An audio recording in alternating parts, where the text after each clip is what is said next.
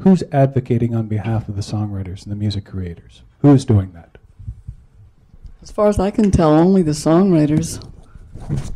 Jennifer? I think, we have a lot of great organizations, like Mike was saying, SAC, SOCAN, you've got a good collective body here. And what now is happening more so is you've got these like-minded organizations who are also working together to go to I just want to say, government. Jennifer, I meant that generically, the Yeah, songwriters. of course. Obviously, the Yeah. collectives Yeah. that manage the rights. Absolutely. I don't mean just Yeah. Don't forget they were cut seriously on like some of the support they were receiving was cut seriously in the last year. Are you talking about the SEC decision? I'm talking about Cap. Yeah, the cap. Okay. So I mean, these are great organizations, yeah, but they need support, and the current government cut down seriously. SPAC in Quebec but I mean, they could try and lift their own financing, but I mean, they were cut by 40%, and they were cut by 40% with no warning. They had to turn around in a time span of 8 months. What's that? Yeah, I mean, directly, obviously, the people we mentioned so far, the CMPA, Canadian Music Publishers Association, was advocating for copyright and rights for publishers and songwriters. Some crossover in advocacy for rights that came from the record label side too.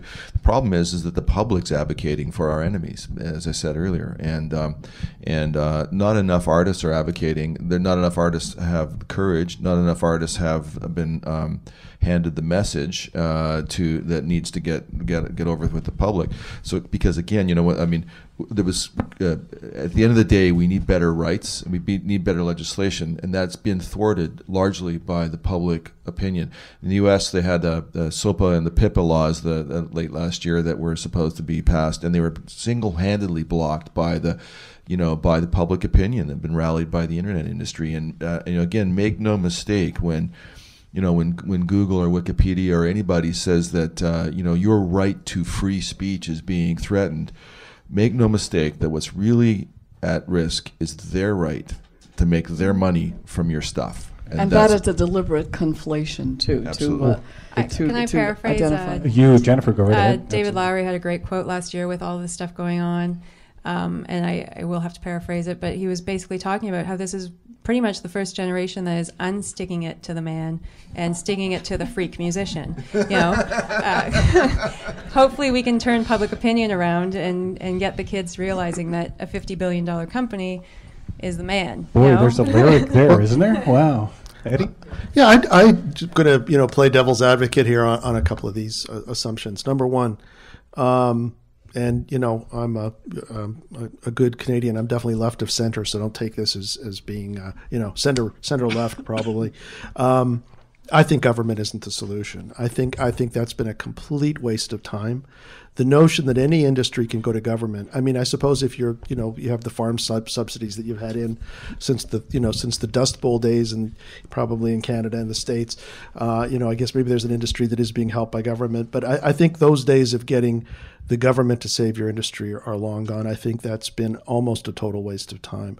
When I see, for example, that the CPCC, the collective of collectives that was, getting private copying revenues, spent $500,000 a year on lobbyists in Ottawa as the revenues declined.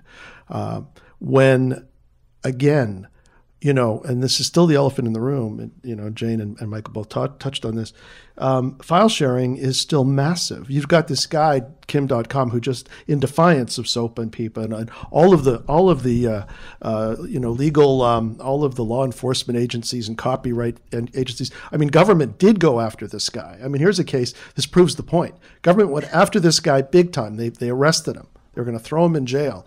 Well, he just came up with another way of doing exactly the same thing that's even more sophisticated. All of the content's encrypted. Yeah, but that's because of the inadequacies of the laws. I mean, our ability to make money from creative endeavors stems from us having rights, and the rights come from legislation. Well, I have a different, and I think rights. Don't get me wrong. I'm not going to denigrate rights. I mean, it's great to have rights. I love having rights. Rights aren't a business model. And the fact of the matter is the failure to monetize file sharing, when JR went through that list of nonsense, in my view, well, we can't do it because of this. As you said earlier, Blair, I mean, in Canada alone, it could be a $500 million a year business if you just monetized it. That's what people are doing. It's kind of like saying, well, look, people are using our bicycles, but they're actually riding on the handlebars, so we're going to sue them. Well, it doesn't really matter how people acquire your work. If that many people are acquiring your work, you should go there and open up shop. And anybody who doesn't do that, frankly, honestly, and this is why I'm so pessimistic about the music industry, if you don't do that, you are an idiot. And the problem with the music industry is we're kind of all idiots. All we had to do, I'm sorry, this is the way I feel about it right now. All we had to do was monetize. You have that kind of activity. And we went to record labels in Canada. Mike and you and I have talked about this for years now. We went to record labels in Canada. We said, here's our plan to monetize file sharing. Some of the guys in Canada, to their credit, all said, this is a great idea, we're in. We have to check with New York. We have to check with L.A. Well, the word from New York and L.A. came back with a list that was not dissimilar to JR's list. Exactly that list. Yeah, and it's kind of like, just monetize the damn thing. Let people share music. Get paid. Yes, you will have no control. You will have no control over what songs get, I shouldn't say that. You'll have exactly the same control as you have with radio. You promote a specific group of artists. Those artists will probably get file shared more than anybody else. It'll just be like radio. Even Neil Young came to that conclusion sometime in 2012. I should have had that in the slideshow, but at any rate. So I think we've really dropped the ball as an industry in a serious way. I think it's because something like your analog versus digital, I think people are clinging to the past and haven't realized that's the game. You can only monetize. That's why Google and Apple are worth hundreds of millions or billions of dollars. They just monetized what people do.